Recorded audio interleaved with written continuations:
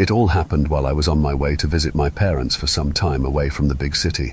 My parents were always country folk who always loved to be out on the middle of the wilderness. As I was driving through the highway, it started to rain a little. Nothing I didn't really worry about. Tank was still full of gas. My music was on. It could have been much worse, but it did. Me and my big mouth, right? My car ended making noises that didn't sound normal. As in, it didn't sound like a car should be if it was working properly. I wasn't an expert on cars, but something told me to pull over. I ended up kicking my car in frustration as I exhausted pretty much all of my options on trying to get it moving again. I ended up realizing that I had to start walking, maybe find someone who could help me with this. I couldn't call my parents because my cell phone had no service. I was in the middle of nowhere. I had to hurry and maybe find some place I could spend the night. Maybe when the rain cleared up, I could sort out this car problem in the morning. After what seemed like hours of walking, I saw it. The hotel sat on a lonely stretch of highway, a flickering neon sign casting a sickly glow on the empty parking lot. At this point, I was desperate. My car had broken down miles from the nearest town, and the rain had turned into a downpour that had me soaked to the bone. Through the sheets of rain, the hotel loomed like a dark bruise on the side of the road, and I had no choice but to seek refuge. They always say hindsight is 20/20, but desperate people do desperate things. Inside, the place was even worse. The lobby was dim, smelling of mildew and something faintly metallic. The old woman at the front desk handed me a key with a smile that never reached her eyes, murmuring, "Room 13, the only one we have tonight." "Thanks, it'll do." Room 13. The number stuck to my mind. It felt unsettling, but I was exhausted and cold. I had no time to be picky or nervous. I just wanted to sleep. The room itself was no better than the lobby. Bare bulbs hung from the ceiling, and the wallpaper peeled in long strips, revealing dark stains underneath. But it was a bed, and at that point, I would have slept anywhere. I tossed most of my wet clothes onto the floor, climbed under the covers, and closed my eyes, trying not to think about the faint, sour smell wafting up from the mattress. I hadn't been asleep long when the scratching started. At first, it was faint. I thought it might have been the wind rattling against the old windows, or maybe an animal crawling around in the walls. I rolled over, pulling the pillow over my head, but the scratching grew louder. It was coming from under the bed. That's when I started to get a bit creeped out. The sound was too deliberate, too precise to be an animal. I told myself not to look, to stay in bed and ignore it. But as soon as I thought that, the scratching stopped. A few seconds later, the bed shifted. I was shaking slightly from the sudden movement. It wasn't much, just a faint movement, like something, or someone, was pushing up from underneath. I felt my stomach tighten as I lay completely still, hoping that whatever was down there didn't know I was awake. But then, just as I began to relax, I heard a whisper. "Come closer." I squeezed my eyes shut, barely able to breathe. The whisper came again, rasping and dry, like paper tearing in two. "Come closer. I need to tell you something." I couldn't move. I couldn't breathe. It felt like ice was filling my veins, freezing me in place. Then came a long, drawn-out sigh from beneath the bed, followed by a low, mocking laugh. "Fine, I'll come closer." The bed lurched, slamming hard enough to lift me up, and that was it. I couldn't take it anymore. I leapt out, scrambling toward the door, but it wouldn't budge. My hands were shaking too hard to turn the lock. I fumbled, feeling the growing pressure behind me, like someone standing close enough to touch. But before I could turn around, I heard the voice again, louder this time, whispering right next to my ear. "I just wanted you to know, it's not your bed you're sleeping in." My breath caught, my heart hammering as I stumbled backward, tripping over my own feet. I fell against the bed, half expecting to feel something clawing at me from underneath, but there was nothing there. Just silence, and the dead, stale air of the room. In a panic, I ripped open the closet door, desperate for a place to hide. My mind raced. I had no phone, no working phone, no way to call for help, and the rain still hammered down outside, isolating me further. I crouched in the closet, heart pounding, trying to calm my breathing. But then I noticed the smell, a thick, cloying odor. It was metallic and wet, stronger now that I was in the closet. My stomach twisted as I looked down. There, on the floor, was a dark, sticky stain. It pooled beneath a pair of feet, their skin pale and mottled. visible under a tattered dress that hung from the figure like dead leaves. It was a woman, her face twisted in a silent scream, her arms contorted at unnatural angles. She stared straight ahead, her glassy eyes unseeing, or at least that's what I thought. As I watched, her eyes flicked to mine, the corners of her mouth stretching into a grin. And she whispered, "He doesn't like it when you hide." I stumbled backward out of the closet, my whole body screaming to run, but I couldn't take my eyes off her. She was still smiling, that awful, silent grin that seemed like it was stretching wider. Her lifeless eyes locked onto mine. My heart pounded as I backed away, feeling my way toward the door, but when my hand reached the knob, I found it was ice cold, so cold it burned. The air in the room was thick, almost suffocating, as if something was pressing down from every direction. I forced myself to look away from her, to try the lock again, but my fingers were stiff and clumsy from the cold. I twisted and pulled, but the lock wouldn't budge, no matter how hard I yanked. I was trapped. I was beyond terrified. A shuffling sound echoed from the closet. I didn't want to turn around, but some part of me had to. Against every ounce of common sense, I glanced over my shoulder. The woman in the closet was moving. She was crawling toward me, inch by inch, her twisted arms scraping against the floor, her eyes wide and empty. As she dragged herself forward, her broken fingers left dark streaks in her wake, a trail of blood or something darker. "I tried to leave too," she hissed, her voice raw and brittle, as if it hadn't been used in years. "He doesn't let you go. He keeps you here." I backed into the corner near the door, feeling the wall cold and rough against my spine. My throat felt tight. My whole body locked in place as I watched her draw closer. Her eyes, hollow and sunken, had bored into me, full of something I couldn't understand. Rage, desperation, maybe even hunger. Then, just inches from my feet, she stopped. Her head jerked upward, and I felt a chill crawl down my spine as her gaze shifted, not at me, but at something behind me. "He's here," she whispered, a shiver in her voice. "He's always watching." I wanted to scream, to get out of this nightmare, but a noise stopped me, a soft creak, like the slow groan of a door opening. I forced myself to turn, and there in the shadowed corner of the room I saw it. A figure, tall and impossibly thin, with limbs too long and bent in the wrong places, its head tilted at an unnatural angle. It was draped in tattered black cloth which clung to its form like a shroud. Its face, it had no face, just a smooth, pale surface, featureless but somehow filled with malice. The figure didn't move.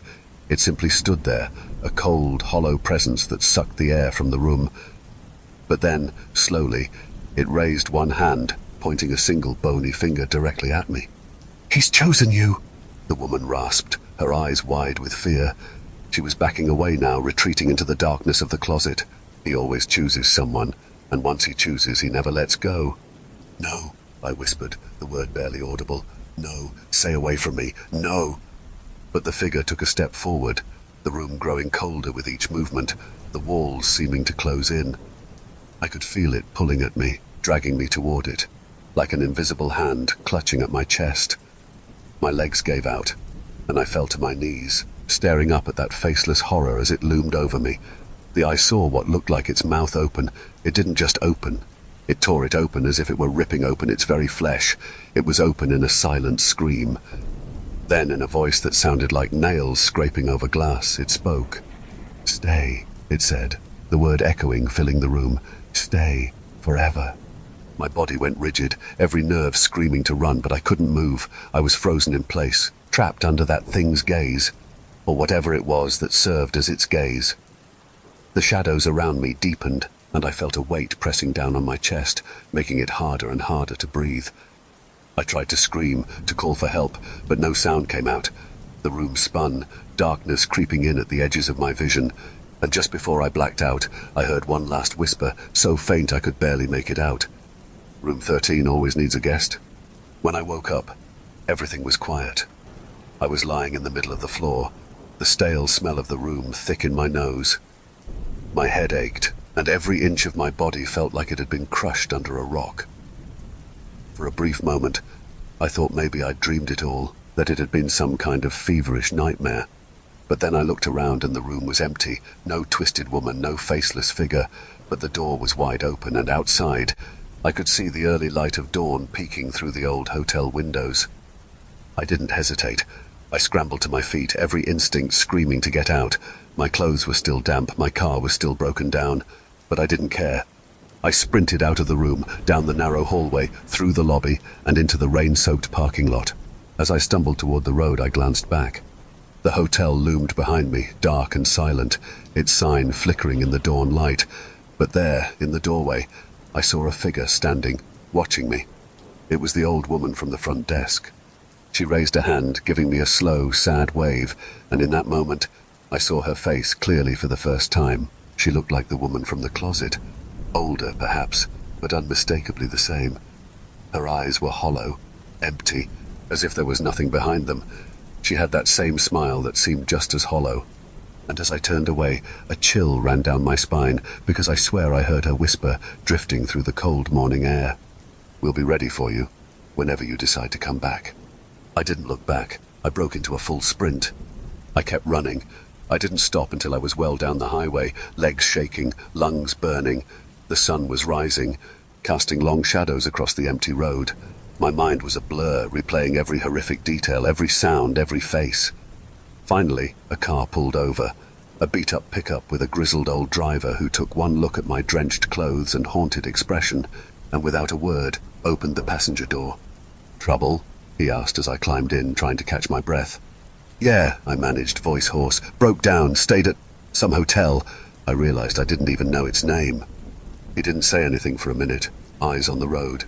Then he asked, almost too casually, "That wouldn't have been the old highway hotel, would it? Little ways back, place with the busted-up neon sign?" I felt a shiver roll over me and nodded. How did he know? He sucked in a breath. "Damn shame," he muttered under his breath, shaking his head. "Folks around here stay far from that place." I wanted to ask what he meant, wanted to know if he'd ever seen whatever it was that I'd seen, but the words stuck in my throat, and after a few minutes of silence, I felt myself slipping into an uneasy sleep, exhausted from the night before. I woke up with a deep yawn. We were parked outside a small gas station on what seemed like the edge of a small town. The driver was talking to a mechanic, pointing toward my broken-down car, which he'd somehow managed to tow while I slept. He gestured to me to get out, handing me an old thermos of coffee before saying, "This is as far as I go, kid. You'd do well to get in that car and keep going. Some places ain't worth visiting." I nodded, barely able to manage a thank you, and watched as he drove off, leaving me in a town I'd never been to before. The mechanic gave me a sympathetic look as he worked on my car, and for a long time, neither of us said anything. But just as he finished up, he glanced at me, a strange, unreadable look in his eyes. "You know, that hotel, place has been closed for decades. Your friend told me about it. You should count yourself lucky. Not many people drive down that highway." I froze, my stomach dropping. "No, that's not possible," I stammered. "I was just there last night. There was a woman at the desk. I got a room." He gave me a wary look, like he'd heard this before. "You'd be surprised how many folks stay there thinking it's real. I've heard stories like yours a dozen times over. Trust me, kid, whatever you think you saw in there was not real." I felt a chill wash over me. What happened there?" I forced myself to ask. The mechanic glanced around as if he didn't want anyone else to hear. "Used to be a respectable place, that hotel, but something changed. Some say a guest went missing. Others say it was the owners, the husband and wife, who ran it.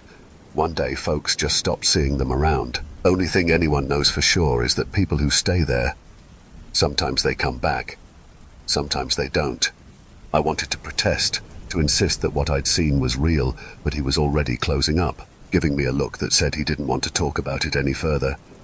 I thanked him and got into my car, hands trembling as I gripped the steering wheel. As I drove out of town, I kept glancing in the rearview mirror, expecting to see something following me, but there was nothing, just the empty highway stretching behind me, just miles of desolate road. Days went by, and I tried to put the whole thing behind me, to convince myself it was just a nightmare. I tried to have a good time with my parents, but that night changed me. My dreams were plagued with whispers, scratching sounds, glimpses of pale, twisted figures hiding in the shadows. I'd wake up in a sweat, heart racing, feeling that same suffocating pressure, as if something unseen was watching me. I decided to leave my parents' place a week early. They kind of already knew something was bothering me, but I couldn't bring myself to tell them. Maybe they knew about the hotel, but if they did, They would probably be like that mechanic, probably would tell me to stay away, or that what I experienced wasn't real. And then, one night, as I was getting ready for bed after a long drive back home, I received a letter. It was placed right on my doorstep. I slowly picked it up. It arrived with no return address. The envelope was old and yellowed, as if it had been forgotten for years. I almost didn't open it, but something compelled me to. My hands shook as I slid the paper out, unfolding it to reveal 2 words, scrawled in faded ink. Room 13. I dropped the letter as my eyes widened and immediately ran to check every lock in my apartment. I even called the cops to have them do a full, thorough search. Nothing came of it. I swear it felt like I was losing my mind. I tried to sleep, but every time I closed my eyes, I felt that same chilling presence, that pressure building, like something waiting for me to close my eyes long enough. In the days that followed, things got worse. Objects in my apartment would move on their own. A glass would slide across the table, the lights would flicker, and every so often I'd catch a faint smell of mildew, that same metallic odor from the hotel room. I couldn't shake the feeling that something had followed me, that it was waiting for me to return to room 13. Finally, I decided I couldn't take it anymore. I'd go back, just to prove to myself that it wasn't real, that I'd imagined it all. Part of me wishes that I had. I drove out to that same stretch of highway, my heart hammering as I neared the spot where the hotel should have been. But when I got there, I slammed on the brakes. I grew cold, the color drained from my face. No. The hotel was gone. There was no building, no flickering neon sign, not even a foundation to mark where it had been. It was just an empty lot, overgrown with weeds, as if nothing had ever been there at all. My mind spun, grasping for answers, for anything to explain what I'd been through. But as I sat there in stunned silence, I saw something in my rearview mirror. A figure standing at the edge of the lot. It was the old woman from the front desk, her hollow eyes staring straight into mine, her face twisted in that sad, empty smile. I want to scream. I tried to turn to look directly at her, but by the time I twisted around, she was gone. I don't drive at night anymore. I moved what seems like countless times now. I can't sleep. I can't eat. People have tried to reach out and check up on me. I ignore them. I don't want whatever this is to affect them too. No matter where I go, no matter how far I try to run, I can still feel them, watching, waiting. And sometimes, in the dead of night, when everything is silent, I can still hear that faint, rasping whisper. Room 13 will always need a guest. Mum, Dad, if you're reading this, I just want you to know I love you. I love you so much. And to whoever else is reading this, help me. Please, help me.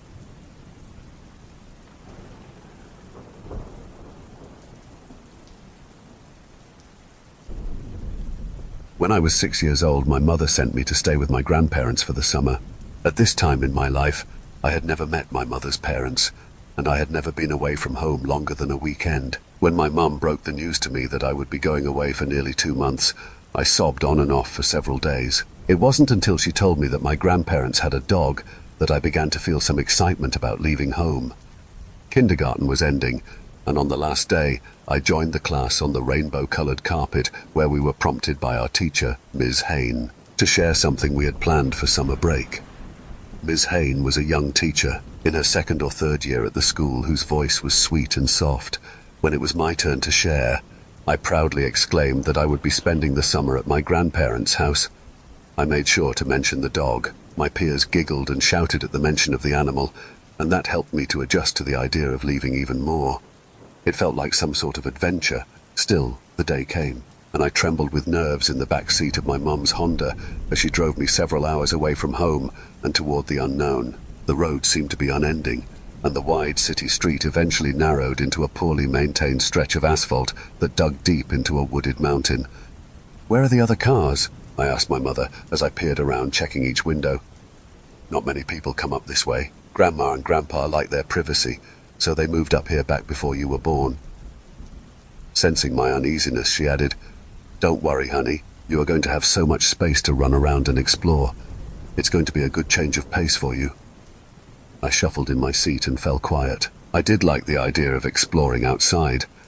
My mum and I lived on the 2nd floor of an old apartment building. There were some neighbor kids with whom I spent most of my free time, but finding something to do other than coloring or building Legos was difficult, since none of us were allowed to play outside. too many strangers and moving cars. It wasn't the worst neighborhood, but it wasn't the kind of place where you let your kids roam free. There was always an adult watching us when we would venture out to play on the basketball court, where we would usually just end up playing freeze tag. That 10 by 20 cement pad contained the majority of my outdoor experience. It would be nice to have some freedom to run wild, catch bugs and climb trees. The road trailed on, and the foliage seemed to grow all-encompassing, almost swallowing the small road in some areas. As branches stretched over the skies, the shadows paved the street in shapes all too frightening for a child with an active imagination. I chose to keep my view centered on the seat in front of me. We drove all day, and when the sun had set, we finally pulled onto a dirt road. We continued for at least another mile before a large house came into view behind the trees.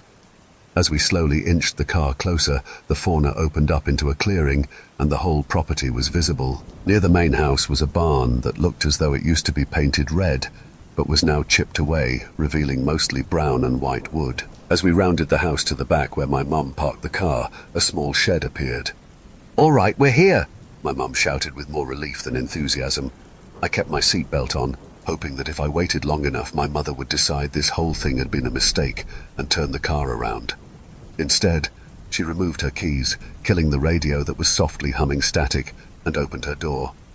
I followed my mom's lead, not wanting to remain alone in the car. Stepping out of the vehicle, I was hit with a light gust of wind that chilled my small bones and made me grimace. I looked at my mum, and she could see how tense I was. Grabbing my hand, she led me around to the side door and knocked. I clutched her hand in mine as we waited for the door to swing open.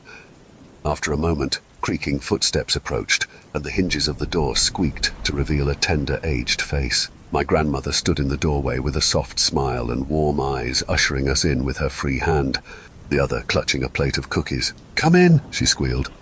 I looked at my mother, who wore the same soft smile on her own face. We walked in, and the door was shut behind us. The warmth my grandmother exuded did a decent job of melting my fears, but the atmosphere of the home was quick to send the chills back down my spine. All of the lights were off. Only the moonlight shining in through the entryway window illuminated my surroundings. "Oh, excuse me one moment," my grandmother said as she placed the tray of cookies on the coffee table and rushed to turn on a lamp. When the small, solitary light source was flipped on, the house was left looking eerie. My mom began catching up with my grandma. The two had talked over the phone several times over the years, but this was the first time they had been in the same room since I was born. They sat on the couch as my mom complained about the drive, and my grandmother tried to force-feed her oatmeal raisin cookies. Noticing my shyness, my mom excused me to explore the house. "Your room is upstairs to the right," Grandma said. I picked up my bag, slung it over my shoulders, and headed towards the staircase. As I ascended, I made sure to count each stair, a habit that I have yet to break even in my adulthood. I reached the top. 14 steps. I glanced to my right, seeing that the hallway led to a small bedroom and a bathroom adjacent to it. I peered to the left out of curiosity and let out an involuntary scream. Down the left hallway was my grandfather, a man wholly unfamiliar to me, standing in the doorway.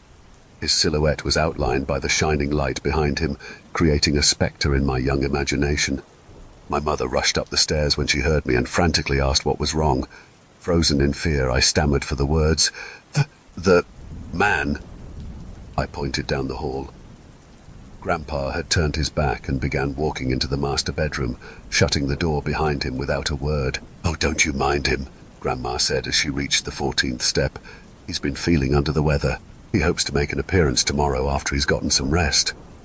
"Well, I plan on leaving kind of early tomorrow. I have to get back for some meetings at work," Mum said. "Trust me," Grandma replied. "No one gets up earlier than Grandpa." The next morning I got up early to say goodbye to my mum. Up until this point, I had been the only one with visible hesitation, but she seemed to linger longer than expected, looking into my eyes and showering me with kisses and I love yous. I wish I could have stayed in that moment forever. True to my grandmother's words, my grandfather had gotten up before anyone but chose to spend the morning hunting. This was irritating to my mother, but she really did have responsibilities at work to return to. So she eventually got into the driver's seat of her car and rounded the house heading for the main road. I waved goodbye and watched her car until it dipped past the clearing and was absorbed by the tree line. With the vehicle out of sight, my fate was sealed. I would be spending almost 2 full months in this foreign place. "Come on inside. We can have some breakfast together," said my grandmother. The rest of the morning was fairly normal. I ate eggs and bacon, colored a picture, and even got to spend some time watching cartoons on the old TV in the living room. It was the kind that had the antennas at the top, and I didn't get any of the normal channels, but I eventually found an animated show and sat back to enjoy the story. That morning, I had also gotten to know Grandma's dog, Buffalo, who had gotten used to my presence and was lying next to me on the couch. Everything changed when my grandfather returned home from hunting. Though I was in the living room, I immediately tuned in to his arrival as he threw the front door open and yelled out to my grandma. I stayed seated on the couch, but I could hear her greeting him at the door. Her demeanor was drastically different from then on. Instead of the bubbly, cheerful woman I had met the night before, she became a fearful shell when he was around. Grandpa mumbled something about having lunch ready by the time he returned from the basement. Dragging 2 lifeless rabbits at his side, my grandfather walked to the basement door and stopped. He turned to me and said, "Don't you go snooping around my basement, you hear me, kid?" I nodded, and he descended the stairs, closing the door behind him. "What's in the basement?" I asked, turning to Grandma. "That's where your grandpa does his work. He sells the rabbit meat and skins, and he uses the downstairs area to clean and prepare them." I didn't like the idea of dead rabbits in the house. In my innocent mind, I could only feel sadness for the creatures, and even a little fear. I had never seen a dead thing before. A curiosity about the rabbits started to grow within me. Not the blood and guts part. I wasn't old enough to understand that. But the idea of something being alive and then just, well, not being alive anymore was sort of fascinating in a morbid way. I knew then that I had to get a closer look at the rabbits. I wish that I hadn't. Maybe if I had followed the rules and stayed out of that basement, none of this would have happened to me. Or... A few days passed, and the routine became clear. Every morning, Grandpa would go rabbit hunting, and every day, a little after breakfast, he would return home with 2 to 5 rabbits strung up by their legs. I remember that, even as a child, it was odd to me that I never saw any meat or skins returning with Grandfather when he would come back upstairs. Wasn't he selling them? They surely can't just still be sitting in the basement, could they? It was hard to come to any conclusions, especially because Grandpa hardly ever talked to me or even acknowledged my existence. Grandmother was silent. I quickly became aware that the happy, talkative personality I had seen when we first arrived had been a facade, hiding the real Grandma. In reality, she was timid, quiet, and kept to herself most days. She only really spoke to me about when a meal was prepared or when it was time to go to sleep. Other than those times, she stayed in her room. I was too young to realize that I was being neglected, but I understood that something about this situation was wrong. Left to fend for myself most of the day, I spent my time exploring the woods with Buffalo. He was a good dog and stayed close to me even without a leash. Though he was a coward most of the time, he seemed to be very protective of me and would often jump in front of me to warn me of ledges, streams, or animal dens.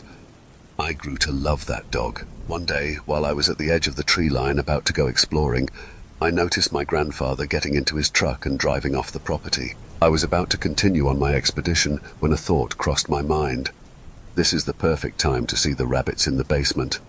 With my grandpa out of the house, I figured I could sneak downstairs, take a quick peek, and be back upstairs before anyone noticed. Grandmother would be in her room until dinner time, and even without knowing where grandfather went, I estimated I had at least a few minutes, maybe more.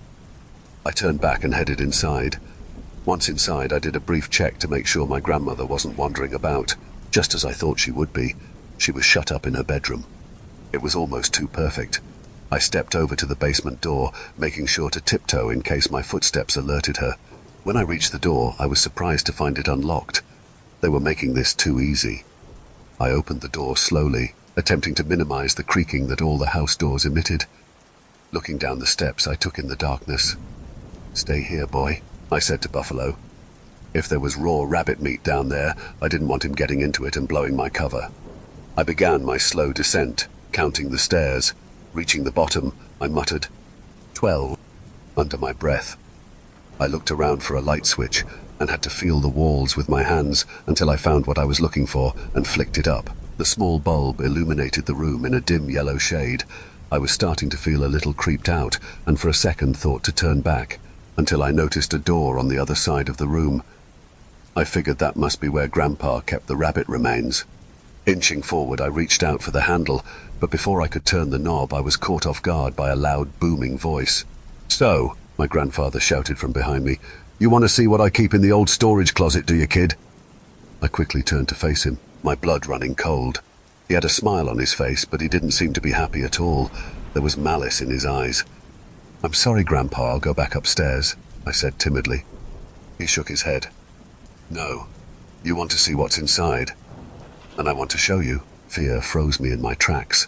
I couldn't say anything as he walked closer and reached out for the handle to the door.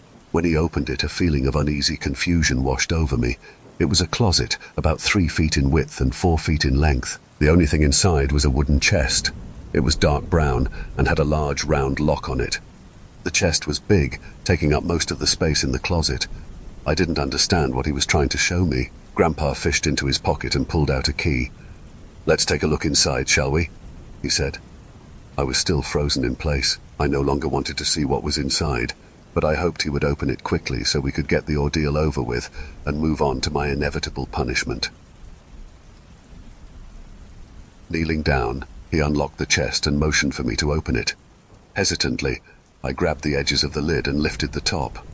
Before I had a chance to recognize the contents of the box, I was grabbed from behind. Kicking and screaming, I begged to be let go, but I was too small and weak to fight against him.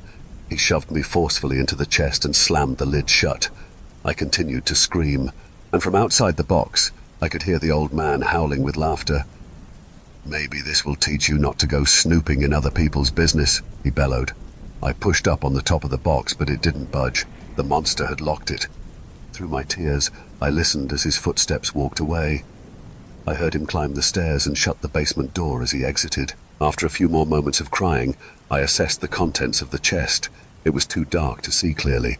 The chest had small, almost unnoticeable gaps along the seams in the edges, and being in a closet, there wasn't much light available to seep through. When put into dark spaces, the pupils dilate in order to capture as many photons as possible. It takes time, but as long as there is a small trace of light, the eyes will adjust to it to the best of their abilities. When my young eyes eventually captured the small hint of visibility I was afforded within the box, I began to scream again. With me in the old wooden chest were the remains of a half-dozen or so rabbits. Soft fur mixed with sticky, congealed blood hugged me from every angle. I'm not sure how long I was left in the box. It must have been hours, because eventually when my grandfather returned to let me out, the sky was dark, and it was time for bed. Everything changed after that night. I was still afforded the liberty of roaming the house and forest during the day, but at night I was always led downstairs, where my grandfather would put me in the box, and I would spend the night there. In the mornings when he would go hunting, he would let me out and take me hunting with him. My job was to carry the rabbits after he had shot them. After breakfast, he would show me how to remove the bones. These were his real trophies. With twine and sticks, he would bind them together to form symbols, sigils of sorts, I guess. He was always vague about what they were meant for, but he believed they held the power to ward off evil. The kind of evil was never specified. In the mornings when he would go hunting, he would let me out and take me hunting with him. My job was to carry the rabbits after he had shot them. After breakfast, he would show me how to remove the bones. These were his real trophies. With twine and sticks, he would bind them together to form symbols, sigils of sorts, I guess. He was always vague about what they were meant for, but he believed they held the power to ward off evil. The kind of evil was never specified. After crafting the symbols, we would walk around the forest and hang them on trees. The bloodied coats were placed into the chest. He claimed they held special importance as well, but never told me what he did with them. When the chest was filled with 9 skins, he would take them out to his truck and drive away with them. Maybe he was selling them, but the way he talked about them made it seem as though they held sacred powers as well. I guess I'll never know for sure what he did with them. Eventually the summer ended and I went back to live with my mother once more. I never saw either of my grandparents again.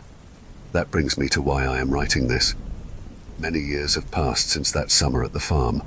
I buried my trauma, and despite all odds, I've actually grown up to be pretty successful. I'm a social worker who specializes in neglected children's cases. I live a humble, quiet life, and it suits me. But the other day, out of the blue, I received a call from an executor of my grandfather's will. I guess the old man finally kicked the bucket. Apparently, he had left me something too. I was hesitant to accept a meeting with the representative at first. I didn't really need or want the man's money, or whatever he left me, but I decided to go anyway, at least to placate my curiosity. We met in a law building filled to the brim with men and women in suits, looking far too busy. My job has its own fair share of hustle, paperwork, and long days, so I could sympathize with the people milling about me. The conference room was on the second floor. I scaled to the top and paused. 12 stairs. When we entered the conference room, I was asked to sit down, look over a few papers, and sign them. Skimming the documents, I grew confused and asked for clarification about the itemized inheritance. Under my name, there was a number 1. "Excuse me, what does this one next to my name mean?" I asked. "That's the amount of items left for you specifically by your grandfather in the will," the representative explained. "So, what is it? What did he leave me?" He turned to the closet in the conference room and fished out a key from his pocket. When he opened the door, lying on the floor was a large, dark brown, wooden chest.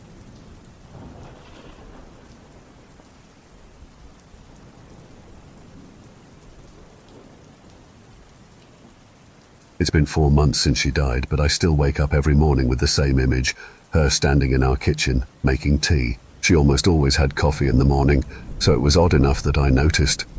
I was sitting at the table, half awake, just watching her hum along to some song I didn't recognize as sunlight filtered through the window. She looked up, caught me staring, and laughed. "See you later, alligator," she said, with that little smirk I loved, and leaned down to brush a kiss against my cheek. The memory feels like it's been carved into me, sharp as a knife, catching in my chest every time I breathe. I never saw her again. A few hours later, while I was at work, her car collided head-on with a drunk driver.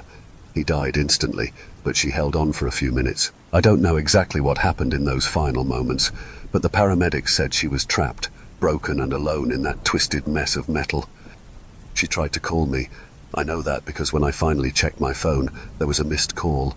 I'd left my phone on silent, buried in my pocket while I sat through some mind-numbing meeting, completely oblivious. I wasn't there for her. I missed her call. Since then, I can't shake this obsession. Every night when I close my eyes, I imagine what she would have said if I'd answered. Would she have called my name? Would she have told me she loved me? Or would she have begged me to help her? Every possible answer just eats at me. It's like that missed call is stuck in my mind, a voice I can't escape, dragging me down into something so dark, I'm not sure I'll ever climb back out. When her funeral finally came, I barely remember it. Everything felt like a blur. Faces, voices, people patting my shoulder. Friends told me I looked like a ghost, just staring blankly at her casket, not really seeing anything. I was gone too. Whatever part of me was left was buried with her that day. I thought I would eventually find a way to keep going, but I haven't. I can't. Our apartment is exactly as she left it. Her clothes are still in the closet, her toothbrush next to mine, her favorite mug sitting by the sink. I've left everything untouched, like she's going to walk through the door any second. I can even still smell her faintly on the sheets. Every time I'm home, I feel her lingering, just out of reach. And then there's her cat, Milo. He was never really mine. She had rescued him from a shelter years ago. He was this scrappy, one-eyed thing, and she used to call him a survivor, like he'd been through hell and back before she found him. He was her shadow, curling up on her lap, always ignoring me, but now he won't leave me alone. It's like he's watching me constantly, following me from room to room, his one good eye tracking every move. Sometimes I catch him staring at the wall, his gaze so focused, so intense, like he's watching something only he can see. It gives me this weird chill, like she's there, watching me through him somehow. Or maybe I'm just losing it. About a month after the funeral, I decided, well, tried, to sort through her things.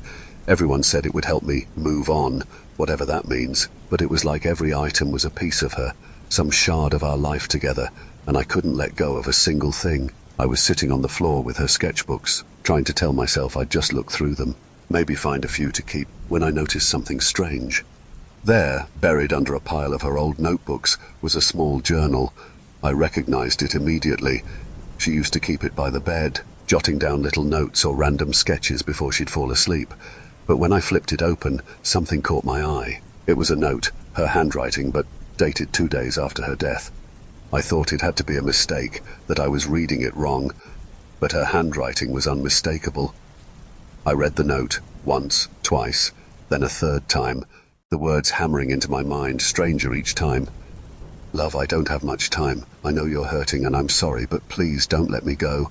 I'm here, somewhere dark, somewhere terrible, and I need you. There's a way to bring me back. I know you can do it. Just don't forget me. I'll guide you. Trust me. Her handwriting was a mess, like she'd written it in a rush. The letters were shaky, slanted. It didn't make sense.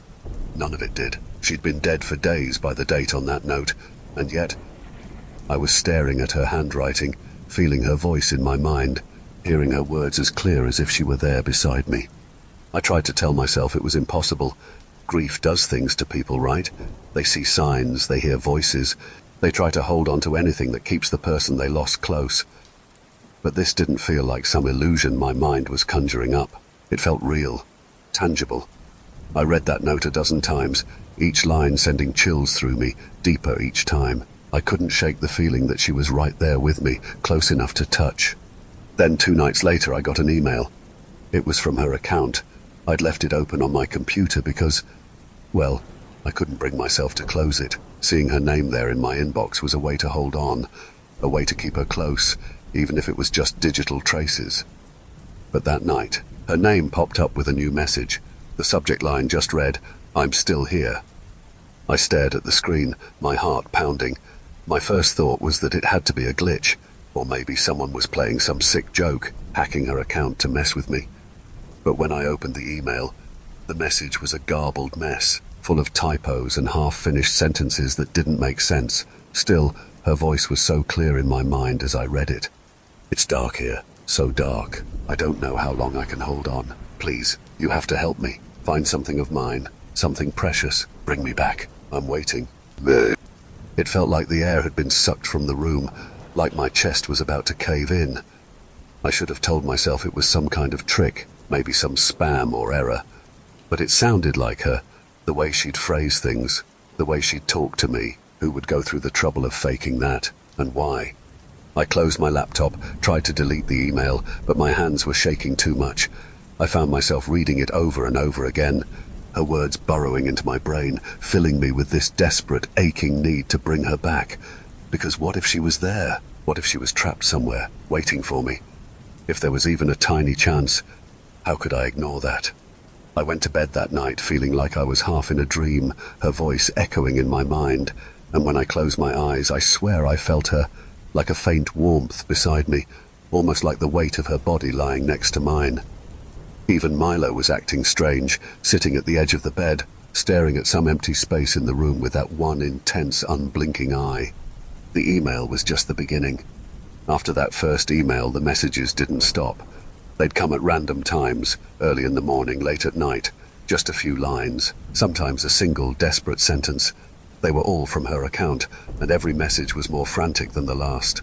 Each one painted a picture of somewhere horrible. One night, I found a note folded up in her favorite book on the shelf. I hadn't touched it since she died, hadn't even opened it. But there it was, right there on a slip of paper that looked fresh, like someone had just put it there. "Please don't let me fade. It's endless here, just darkness and pain. I can feel myself slipping. I know it's hard, but there's a way, a ritual. It's the only way I can be free." I read the note again and again, my hands going numb. Her handwriting was there, clear as day, even down to the little flourish she'd put at the end of her letters. It was her, and the words, they were different from her usual tone, almost frantic, like she was trapped somewhere, fighting to stay connected to this world. I wanted to tell myself that I was going crazy, that maybe I'd written it myself and forgotten, or maybe I was imagining things because of the grief. But the details, the little things that only she would say, the way she'd phrase things, her shorthand, it was all too familiar. Then, a few nights later, another email arrived. This time, there were no words, just an image attached. My hands shook as I clicked on it, half expecting something terrifying, but it was just a photo of her and Milo from last year, sitting on the couch, her hand resting on his head. I hadn't taken that picture. She'd sent it to me one day while I was at work. Below the photo was a single line of text. "I'm so cold, love, so cold. I need you to help me." By now, my nights were haunted by her presence. It was subtle at first, a faint hint of her perfume lingering in the air, the quiet creak of the floorboards in our room as if she were moving around. Sometimes, in the middle of the night, I'd feel a warmth beside me, like she was lying next to me, her arm draped over me the way she used to do when she was still alive. Milo would sit at the foot of the bed, his gaze fixed on something I couldn't see. His one yellow eye would follow whatever it was around the room, and every so often he'd make a low, almost guttural sound that sent a shiver down my spine. I felt her there with us, so close I could almost hear her breathing. The next message came the following evening, slipped beneath a photograph on our dresser. I hadn't moved that picture in months. It was one of us on a hike, taken the summer before, and there, on another piece of paper, her handwriting stared back at me. "Gather something of mine, my ring, a lock of hair, anything with my essence. Place them together. I'll tell you the rest soon." The message ended there, but I didn't need any more. I found myself nodding, barely thinking as I opened the drawer beside the bed, pulling out her favorite necklace, a hairbrush with a few strands of her hair still tangled in it. I gathered the items slowly, with a kind of reverence, feeling like each piece was a tiny fragment of her, a part of her spirit waiting to come back. I laid everything out on the table, my hands shaking. I could feel her so clearly, like she was just inches away, urging me forward. There was something powerful building inside me, a need to complete whatever she was asking, to bring her back, no matter what it took. And then, just as I was beginning to feel some kind of twisted hope, the final email came through. The instructions were clear, but there was one thing she was asking for that sent a chill straight through my core. "A vessel," she wrote, "young and pure, a soul untouched. The younger, the better." I recoiled, my mind racing, that one word echoing in my head. But even as I felt the horror of what she was asking, her emails kept coming, each one a desperate plea, reminding me of the darkness she was trapped in, the suffering she was enduring. "I know it's hard, love, but you're the only one who can help me. Don't let me suffer alone. Please, hurry." I shut off the laptop, my hands trembling.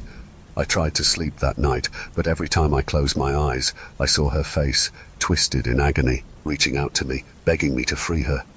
And I knew in that moment that if I had to go through with it, I would. For days, I tried to push her last message out of my mind. I wandered the apartment, staring at the things I'd gathered for the ritual, trying to convince myself I'd misunderstood. But the emails kept coming, each one more frantic, more desperate. Her words were filled with a kind of agony I'd never heard from her before, descriptions of a place I couldn't even imagine. "It's like fire, but deeper. There's no end here, no light, just emptiness. Please, love, I can't do this alone." I felt her slipping away, each message more frantic, like she was running out of time, and every time I hesitated, every time I tried to push it out of my mind, I felt her presence fade a little more. I began to avoid being home, haunted by her voice, the weight of her request. I wandered the streets late at night, letting the exhaustion numb my thoughts, anything to escape the pressure of her words. One evening on one of those late-night walks, I saw her, the little girl next door. She was playing alone in her front yard, a small ring of wildflowers in her hair, twirling around in the grass with the carefree innocence of childhood. She laughed, a soft, bright sound that made my heart ache. I turned to leave, to go back inside, but then her laughter drifted through the air, sweet and clear, a reminder of everything I'd lost. I could feel her, the woman I loved, her presence growing weaker with each passing second, her voice becoming an echo. And as I stood there, caught between the fading memory of her and the vibrant life in front of me, the emails echoed in my mind, those last desperate words she'd written. "The younger, the better. You're the only one who can save me." The girl looked up, catching my gaze, and gave me a small, innocent wave. She trusted me. She'd seen me her whole life, watched me talk to her parents, helped me feed Milo once when we were out of town. I was just a friendly face, the nice neighbor from next door. As she looked at me with a smile, I could feel something inside me shift, my grief and desperation twisting into a dark, singular need. Before I even realized what I was doing, I'd taken a step toward her. The words came out in a quiet, steady voice, like they belonged to someone else. Would you like to come meet Milo? Her face lit up, and she nodded eagerly, skipping over to me with a trust that nearly shattered me. But by now, I was too far gone, my mind filled with her voice, urging me on, pleading with me to save her. As I led her inside, the apartment felt darker, heavier, like it was holding its breath. The items I'd gathered for the ritual lay arranged in a careful circle on the floor, each one glinting softly in the dim light. Milo sat at the edge of the circle, his one yellow eye fixed on me, unblinking, as if he could see the weight of what I was about to do. I led the girl to the center of the circle, her small hands still clutching a stuffed animal, her eyes wide and curious as she looked around. Her innocence felt like a knife in my chest, a part of me screaming to stop, to turn back. But then, I felt it. Her presence, my wife's spirit, so close I could almost feel her hand on my shoulder. "Are we going to play a game?" the girl asked, her voice trembling slightly, a hint of nervousness in her smile. "Yes," I whispered, barely able to speak. "A very special game, but you have to be very quiet." She nodded, trusting me completely, and that trust burned through me like acid. But I couldn't stop. Not now. I took the shoelace I'd prepared, my hands trembling as I looped it around her small neck as gently as I could, my heart pounding so hard I thought it might burst.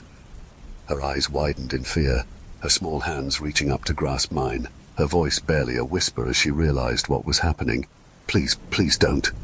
In that moment, something inside me broke.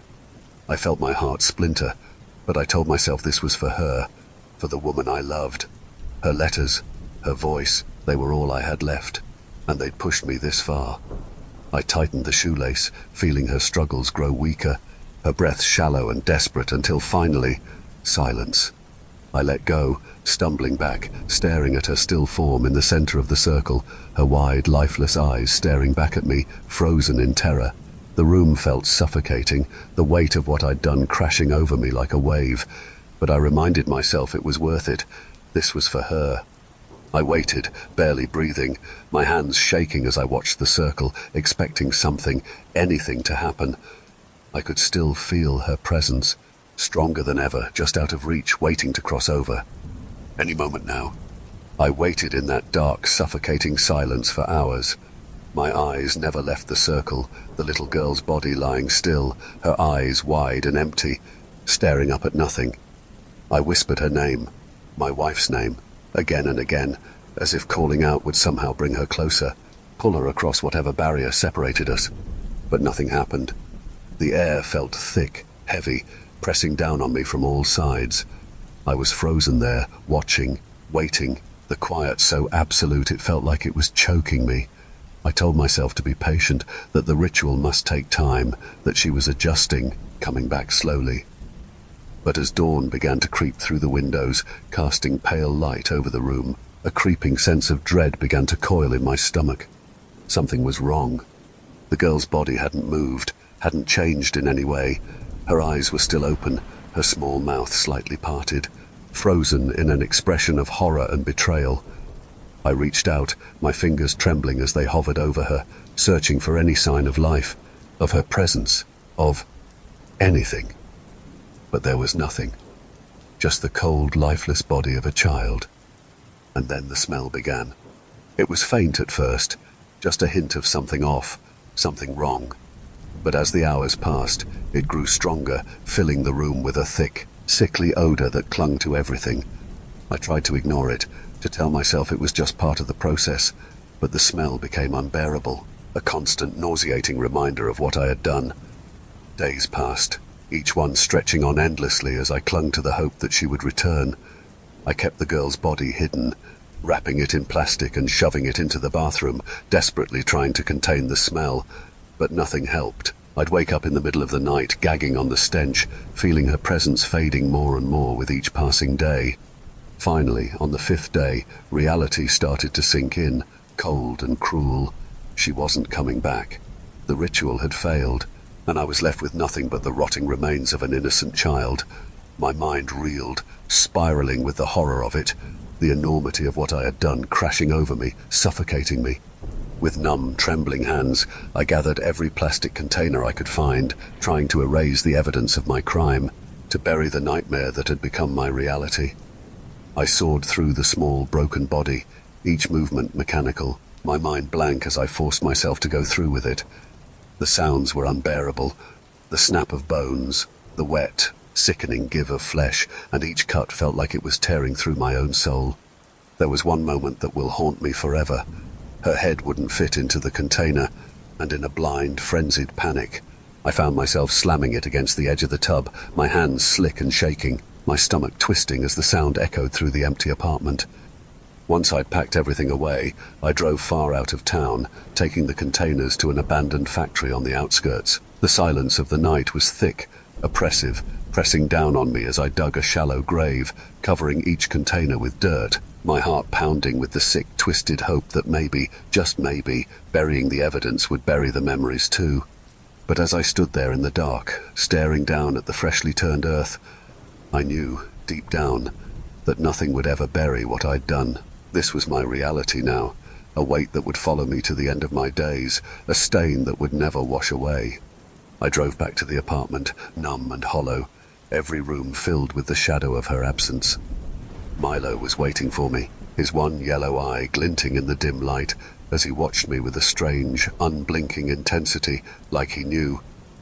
I could barely look at him, the weight of my guilt pressing down on me, crushing me under its weight. That night, I sat alone in the darkness, the silence suffocating, pressing down on me like the walls were closing in. And then, in that endless, empty quiet, my phone buzzed. An email. The sender was unknown, the subject line blank. My hands shook as I opened it, my breath catching in my chest as I read the words on the screen. Did you really think she was waiting for you? Did you really believe? She's gone. There's nothing left for you now, only darkness. And below that, a name, her name. It felt like the world had tilted, the horror of it sinking in slowly, like ice creeping through my veins. I'd been deceived, manipulated. Whatever had been sending those messages, those letters, it wasn't her. It had never been her. I stared at the screen, the words blurring as tears filled my eyes. She was gone, truly gone. And I was left with nothing but the weight of what I had done, an act so monstrous that I knew, in that moment, there would be no redemption, no forgiveness, only darkness. Milo watched from his usual spot, his gaze unblinking, almost pitying. I looked into his eye, and for a fleeting moment, I could almost see her face, her smile, all the moments we'd shared. It was a painful, gut-wrenching image, gone as quickly as it came, leaving me with nothing but the crushing reality of what I'd become. In the silence that followed, a strange calm washed over me. I knew what I had to do. There was no forgiveness for what I'd done, no undoing the horror I'd committed. The only way out was one final, irreversible act. I walked to the bedroom, my footsteps echoing in the silence, each one heavy with the weight of my decision. I reached for the gun I'd bought weeks before, the cold metal a final comfort, a dark promise that would end the suffering that had consumed me. I held it in my hand, feeling its weight, the barrel gleaming in the dim light, a promise of release. I sat down on the bed, Milo curling up beside me, his presence a strange comfort in those last moments.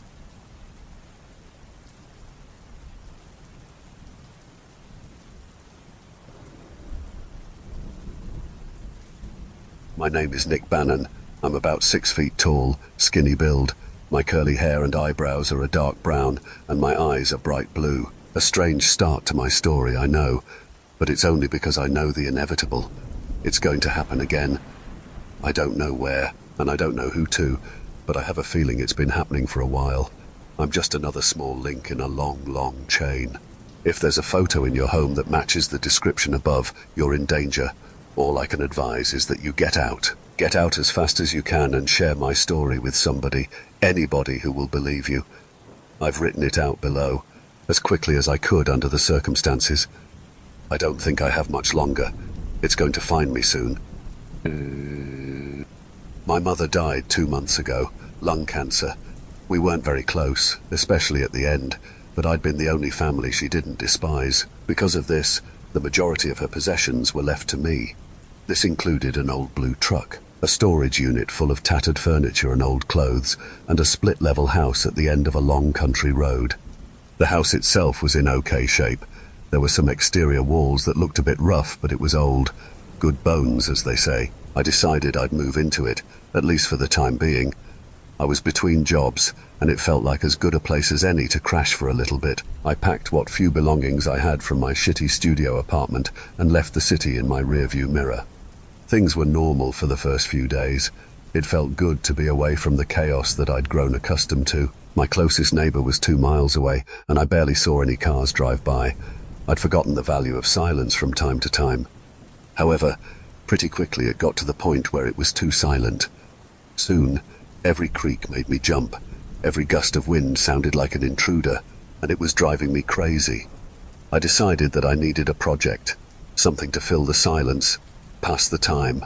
I had a lot of it these days. I looked around at all of Mom's tacky inspirational wall hangings and her dated velvet furniture, and decided that it felt too much like her in there. If I was going to live there, I was going to make it mine.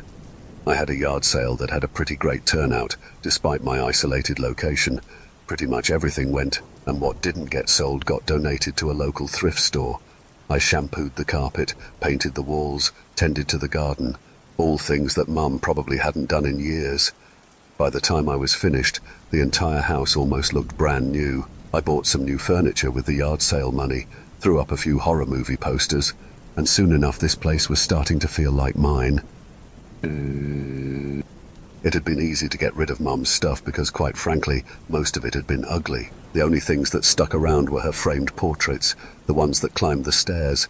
They were family photos. A dozen semi-familiar faces dotted them sporadically, and I found myself staring at them from time to time, wondering what they were up to now. It felt odd.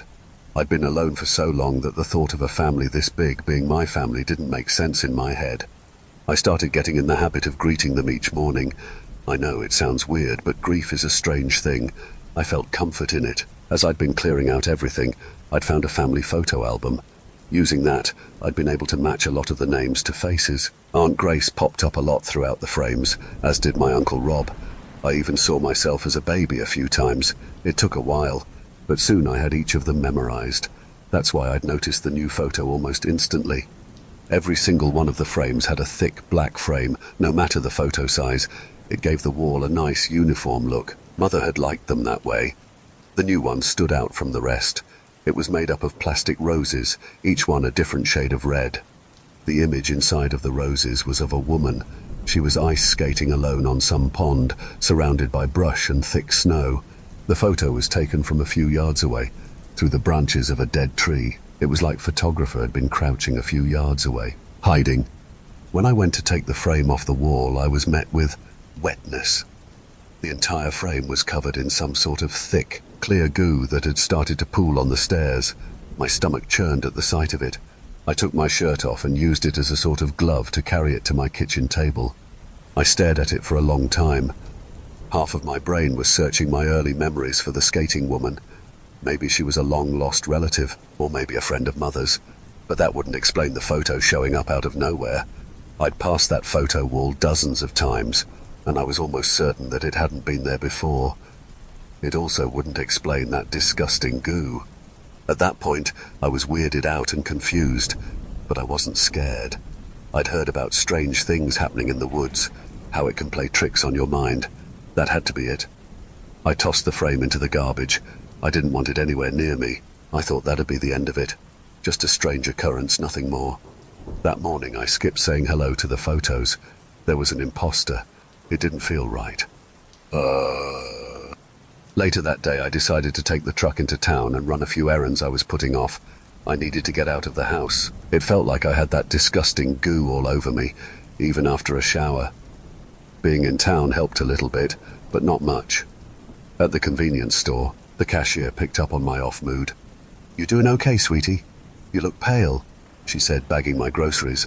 I lied and told her I was fine, and forced our conversation to turn towards the weather. "I'm just getting sick of those storms," I said. "I know some people say they help them sleep, but not me." The woman gave me a weird look. "Storms? What storms? It's been bone dry for weeks. You sure you're okay?" Yeah, I'm fine," I stammered, grabbing my groceries. I hurried out of there and got in the truck. What had she meant by no storms? I'd been seeing lightning every night pretty much since I'd moved in. Maybe she lived in a different county. Yes, that had to be it. I drove around for an hour or two before heading back. The skating woman wouldn't leave my head. When I finally returned to the house, it had started to get dark. Nighttime out in the middle of nowhere was no joke. I brought the groceries in and put them away. I cooked a small chicken dinner, cleaned the dishes, and shut the house down for the night. I needed to sleep. It wasn't until I went to shut off the front porch lights that I noticed it. The photo of that skater, it was back in its place on the wall, right along with the others. A fresh layer of goo was dripping off of it like slimy teardrops. All right, I thought. Now I'm scared. I didn't end up getting much sleep that night. I laid in bed and stared at the ceiling in a daze. The sounds of the old house sounded even louder in the dark. There wasn't a storm, at least not one that I noticed. In the morning, I checked every single nook and cranny in this house, looking for any sort of explanation on who'd moved the photo while I'd been gone. It had to be an intruder, but there were no signs of forced entry. The windows had been rusted shut years ago, so there was no chance of someone shimmying in that way. All of the doors had been locked as well. Dead-bolted. Outside, I saw no footprints or tire marks that weren't the truck's. Nobody else was here but me, at least according to the physical evidence. After a paranoid few hours of searching, I got fed up. I started a fire in the backyard and threw the photo into it. It almost sounded like it was screaming as it went up in smoke. I stood there until I was sure it was charred beyond repair before I doused the flame. The next day, I had someone from SPC Security come out and installed a home alarm system, complete with a tablet that controlled its every move. It was very fancy. The man showed me how to arm and disarm the system and helped me create an access code. After he left, I felt a bit better. At least now I'd know if something in the house was moving while I wasn't.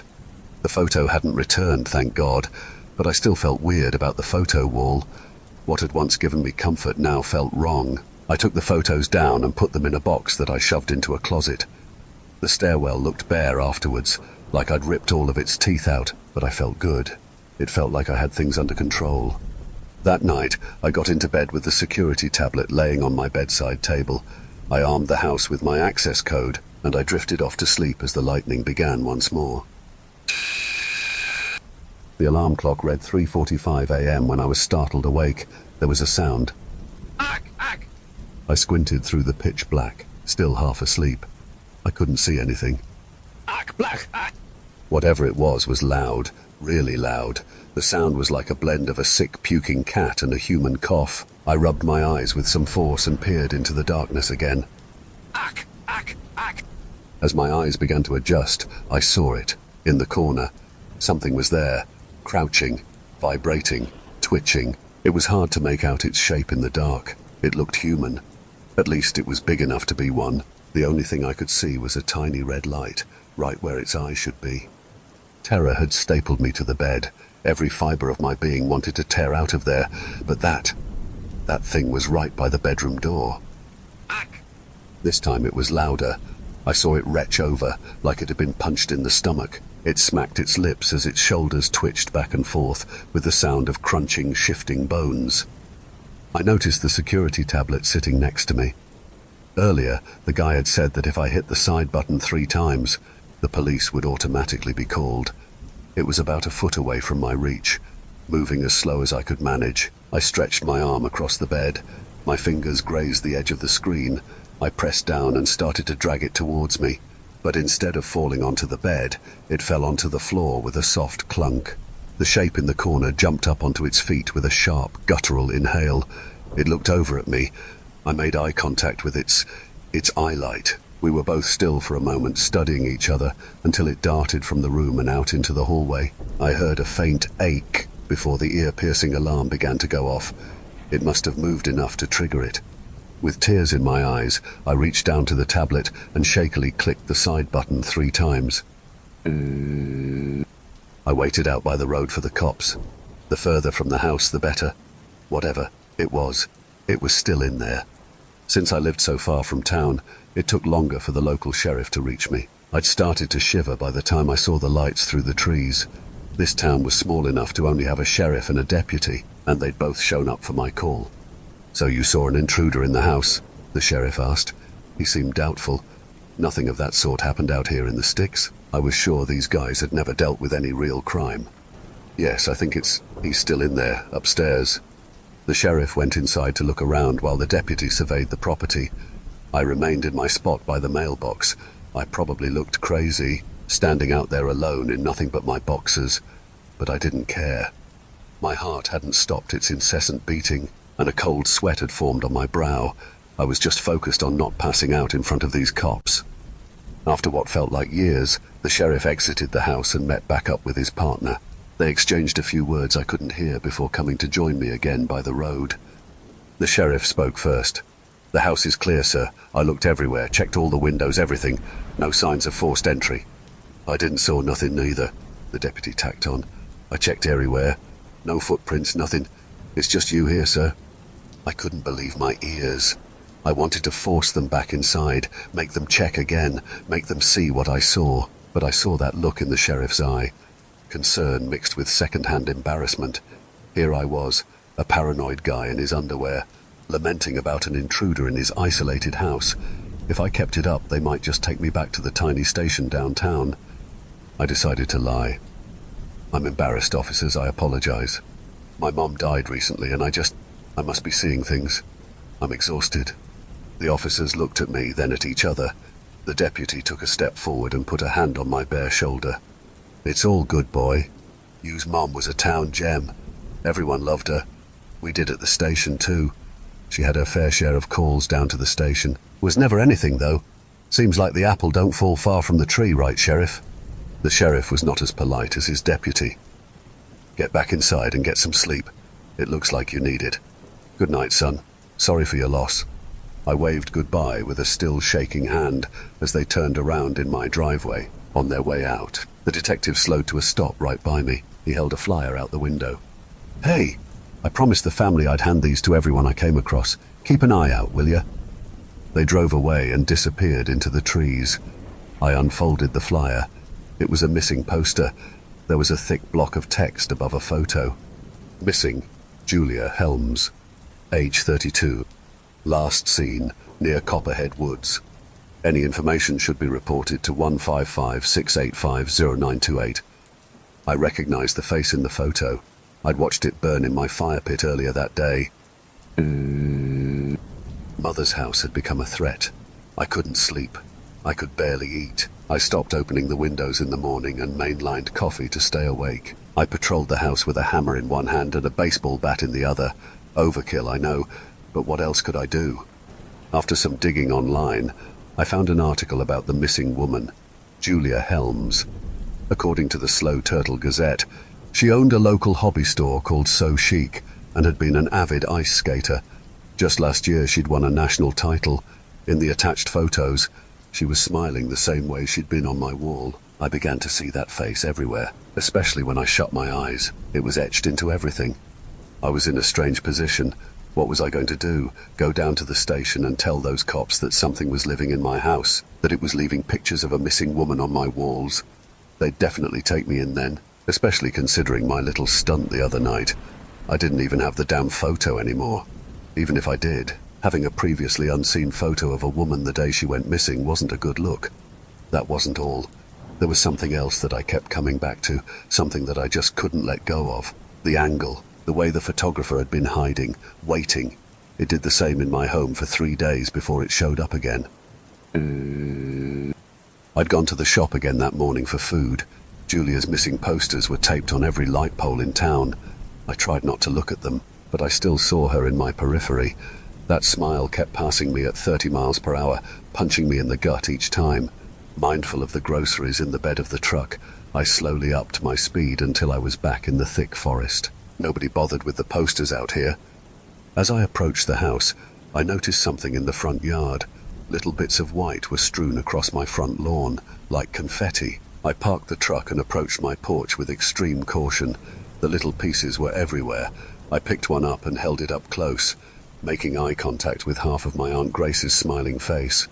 Mother's photos, once the heart of the house, had been torn to pieces and cast out carelessly on the grass. Some pieces got caught in the wind and blew up and out into the trees. The inside of the house was trashed. It was like a tornado had come through and destroyed everything in its path. The fridge had been ransacked, and food was thrown on the walls and smeared onto the windows. Furniture was upside down, pillows were ripped open and gutted. There was also the goo coating the floor, making it slippery. It was like the trail a snail leaves behind. I tried not to vomit as I made my way through the first floor, a butter knife clasped in my shaking hand.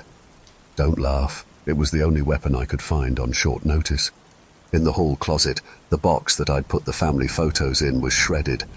I checked to see if any survived the carnage, but there weren't any. That thing had taken each of the photos out of the frames and destroyed them. I couldn't figure out why, though. What did it want with the frames? A sound upstairs caught my attention. Ack! Ack! Clunk! I rounded the corner just in time to see something tumble down the stairs. It was the security tablet, shattered. I picked it up, wincing as a piece of broken glass got shoved into my thumb. Ack! It coughed again, closer this time. It was coming from the top of the steps now. I dropped the tablet onto the ground where it landed with a splash in a pile of goo. There, at the top of the stairs, I saw it. It was shrouded in the darkness of the upstairs hallway, but it was there. I saw its skinny, vibrating body. I saw its bright red eye. I saw the photo wall. It was back. The frames were hanging again, although crooked. All 24 of them were there. They covered in a dripping mess that ran down the wall in thick ropes. Now, though, instead of the smiling faces of my family, all I saw looking back at me was me. They were all photos of me, sleeping. In each one, the flash was bright enough to wash my skin out. I remembered those nights, all that lightning. Blach! Ack! Ack! It held up its bony hand to block the sun from its eye. There was something embedded in his palm, a sort of glass ball. It glistened in the light. Ack! The glass bulb in its palm was inches from my nose. I heard nothing besides the sound of a small whirring, like something winding up. It was the last thing I heard before I was blinded. I'm not too sure how to describe this next part. It's going to sound crazy, but it's the stone-cold truth. The thing in its hand. I guess you could say it's a camera. Or maybe it itself is a camera. I still don't really know for sure.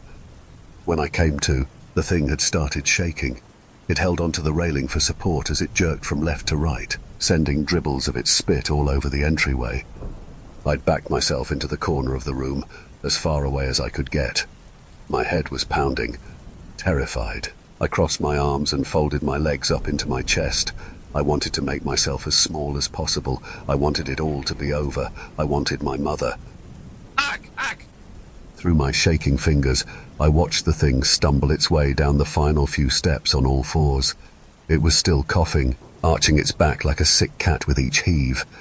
After a few heavy purges of goo, I saw something fall out of its throat and onto my carpet. It was a photo. It was my photo. My horrified face took up the entire page.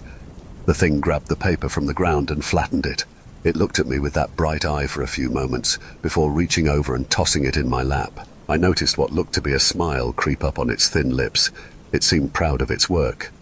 Before I could even think about my next move, I swung the butter knife. It landed with a dull thunk somewhere on the side of its thick head. An inhuman wail spilled from its wet mouth as it backed into the wall with force. The crash rattled some of the photos of my sleeping body tumbling off the wall. I snuck past the thing as it tugged at the knife handle in its face, taking the steps 2 at a time. An armoire that my mother had bought ages ago still stood in her old craft room upstairs. It was big enough for me to just barely fit inside. I climbed in and shut the doors quietly. I've been in here ever since. Like I said at the top, there isn't much time for me. There aren't a lot of hiding places in this house. It's sure to pull open the armoire doors at some point in time. What happens to me then, I'm not sure. Perhaps I'll face the same fate as Julia Helms. Perhaps I'll find a way to escape, although that seems doubtful. There's a crack in the door of the armoire. As I've been writing, I've peered through it and witnessed that thing pass through this room a few times. Each time it brings one of the frames from the wall and adds it to a line it started on the floor. It's laying each one out. At first I wasn't sure what it was up to, but I think I know now. I remember Julia's photo, the frame of roses that it lived in. I think that thing forced her to choose a frame for her photo, and now it was setting me up to do the same. Not that I'd have much choice. Mother had liked the uniform black after all. Please, please remember, my name is Nick Bannon. I'm about 6 feet tall, skinny build. My curly hair and eyebrows are a dark brown, and my eyes are bright blue. If you see me in your home, in a thick black frame, be cautious. Tell mine and Julia's stories, and if this thing comes for you next, I hope you can kill it. I only wounded it, it seems.